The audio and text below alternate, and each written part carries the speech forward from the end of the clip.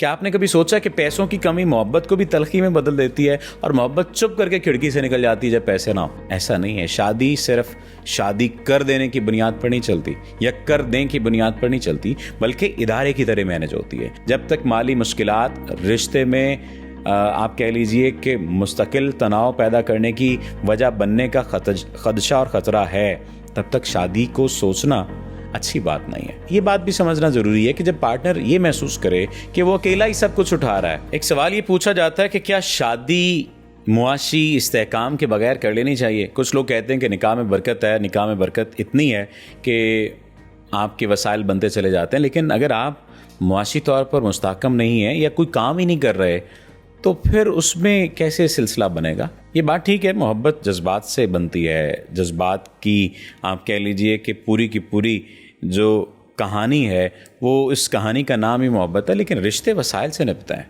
क्या सिर्फ मोहब्बत शादी के लिए काफ़ी है? क्या आपने कभी सोचा कि पैसों की कमी मोहब्बत को भी तलखी में बदल देती है और मोहब्बत चुप करके खिड़की से निकल जाती है जब पैसे ना हो? क्या शादी सिर्फ दो दिलों का मामला है या दो जिंदगियां, दो जिस्म, दो खानदान और दो मुआशी निज़ामों का मिलाप है? क्या आपने कभी किसी को ये कहते सुना कि बस निकाह कर लो, अल्लाह रिस्क देगा? लेकिन कभी उन जोड़ों को देखा है जिन्होंने इस उम्मीद में रिश्ता बांधा और बाद में गुर्बत की चक्की में प्यार भी रगड़ा गया? मोहब्बत अंधी हो सकती है, लेकिन क्या जिंदगी के बिल, ज़रूरियात और खुददारी भी अंधी होती है? आप अंदाज़ा नहीं कर सकते कि बिजली का बिल मोहब्बत दे के वापस नहीं चला जाता। आप अंदाज़ा नहीं कर सकते कि गैस का बिल मोहब्बत की वजह से चुप नहीं हो जाता। और गवर्नमेंट इस बात का ख्याल नहीं करती कि इन्होंने मोहब्बत की शादी की है या इन्होंने इस उम्मीद पर शादी कर ली है कि इनका रिस्क खुल जाएगा, अब कल को खुल जाएगा तो आज बिल नहीं लेते। ऐसा नहीं है। शादी सिर्फ शादी कर देने की बुनियाद पर नहीं चलती या कर दें की बुनियाद पर नहीं चलती, बल्कि इदारे की तरह मैनेज होती है। और हर इदारे को सर्वाइव करने के लिए वसाइल चाहिए, मनसूबाबंदी चाहिए और इस्तेहकाम दरकार होता है। मोहब्बत अगर रोटी ना बने, छत ना दे, दवा ना बन सके तो कभी कभार, बल्कि कभी कभार क्या अक्सर बोझ बन जाती है, सहारा नहीं बनती। इसलिए बतौर रिलेशनशिप कोच मैंने बेशुमार ऐसे जोड़े देखे हैं जिन्होंने मोहब्बत की वजह से शादी तो कर ली या ज़रूरत की वजह से शादी तो कर ली, लेकिन जब गैस, बिजली, किराया, बच्चों के अखराजात और मुआशी बोझ ने दरवाजे पर दस्तक दी तो वही मोहब्बत इल्ज़ामात, शिकायतों और थकन में बदल कर चुप करके घर से निकल गई। और अपने पीछे क्या छोड़ कर गई? इल्ज़ामात, शिकायतें और थकन।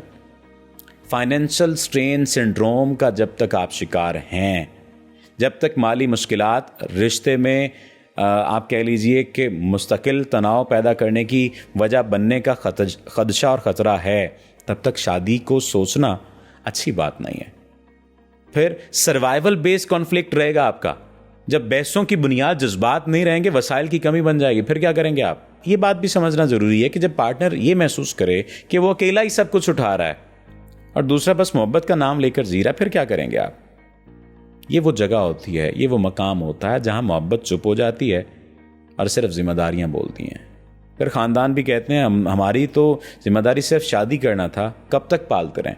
तो इसलिए अगर आप शादी करना चाहते हैं मगर माली तौर पर मुस्तहकम नहीं है तो ये सवालात और इक़दामात ज़रूर करें। सवाल पहला ये करें कि क्या आपके पास बेसिक स्टेबिलिटी है?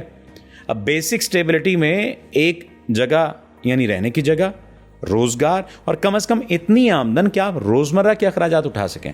बाकी तय्युशात को छोड़ दीजिए, रोज़मर्रा के अखराजात उठा सकें, लग्जरीज को छोड़ दीजिए। और क्या आपके ख्वाब और हकीकत में फासला कम है? मोहब्बत में बड़ी गाड़ी, बैरून मुल्क टूर्स, फैंसी लाइफ का वादा ना करें, और करना भी नहीं चाहिए, होना भी नहीं चाहिए। लेकिन अगर आप अभी अपनी जेब से रोटी निकालने के काबिल नहीं है पैसे, यानी आपकी जेब में इतने पैसे भी नहीं हैं कि आप रोटी खरीद सकें या रोटी मैनेज कर सकें, तो फिर बड़ी गाड़ियों की बातें तो बाद में रह गई, बैरून मुल्क टूर्स तो बाद में रह गए, फैंसी लाइफ तो बाद में रह गई। इसलिए फाइनेंशियल प्लानिंग करना सीखिए। शादी से पहले बजट, मुमकिन अखराजात, घर और बचत के बारे में अपने आप से बात करें, क्योंकि marriage is not just an emotion, it's also an economy. ये इकोनॉमी पर चलने वाली पूरी सिचुएशन है। ऐसा नहीं हो सकता कि हम बस इस ख्वाब में और इस उम्मीद में रिश्ता कर लें कि शादी हो गई सब कुछ खुल जाएगा। रिश्ते की बरकत होती है, ऐसा नहीं कि बरकत नहीं होती, लेकिन ऐसी बरकत नहीं होती कि ज़ीरो को 100 कर दे। ज़िंदगी मौजूद करती है, खुदा अता करता है, लेकिन उसके लिए एफर्ट पुट करना पड़ती है। आप हाथ पर हाथ रख कर बैठे हों तो नहीं, ऐसा नहीं होगा।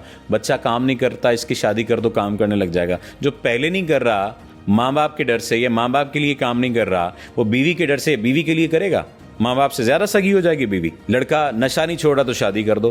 तो इस किस्म की जो मुमकिन बातें की जाती हैं, इस किस्म की बातों से बचना ज़रूरी है। फिर करियर गोल्स आपके वाज़े होने चाहिए। सवाल पैदा होता है कि क्या दोनों अफराद काम करेंगे जब दोनों स्टेबल नहीं है? क्या दोनों माली तौर पर एक दूसरे को सहारा दे सकेंगे, या उनमें से कोई अगर एक स्टेबल है और एक स्टेबल नहीं है तो क्या एक दूसरे को सहारा देंगे? इसलिए शफाफ गुफ्तगू को आदत बनाइए। मोहब्बत में मैं सब कुछ कर लूँगा ये कह देना आसान है, ये शादी से पहले मैं सब मैनेज कर लूँगा ये कह देना आसान है। फिलहाल मैं ये कर सकता हूँ, ये नहीं कर सकता, ये कहना सच्चाई और मुश्किल है, लेकिन ये कर लें ज़िंदगी आसान हो जाएगी आपकी। सिर्फ वक्त बांटने का नाम नहीं है शादी, ये दिल, जिस्म, जज्बात, ख्वाब और हकीकत बांटने का अमल भी है। अगर आप आज किसी से बेपनाह मोहब्बत करते हैं मगर मुआशी तौर पर कमज़ोर हैं तो ख़ुद को मत रोकिए, लेकिन रिश्ते को थोड़ा सा डिले करके अपने आप को प्रिपेयर कर लें। मगर इतना भी डिले ना करें कि 1 साल का डिले 5 साल पर चला जाए, फिर आप कभी भी प्रिपेयर नहीं हो सकते। शादी का वक्त वो है जब मोहब्बत के साथ साथ खुददारी, किफ़ायत और ज़िम्मेदारी भी कदम ब कदम साथ साथ चलें। क्योंकि अगर आज आपके पास सिर्फ मोहब्बत है तो कल हो सकता है वही मोहब्बत खाली पेट जब हो तो रो पड़े।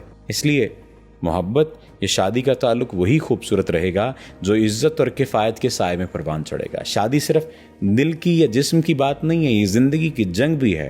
मोहब्बत से रिश्ता शुरू कीजिए, लेकिन मुआशी इस्तेहकाम से रिश्ता संभालिए, क्योंकि ज़िंदगी सिर्फ ख्वाबों से नहीं चलती, इसे बसा कर दिखाना पड़ता है। अल्लाह आपका आमीन नासिर हो। आपका बहुत शुक्रिया।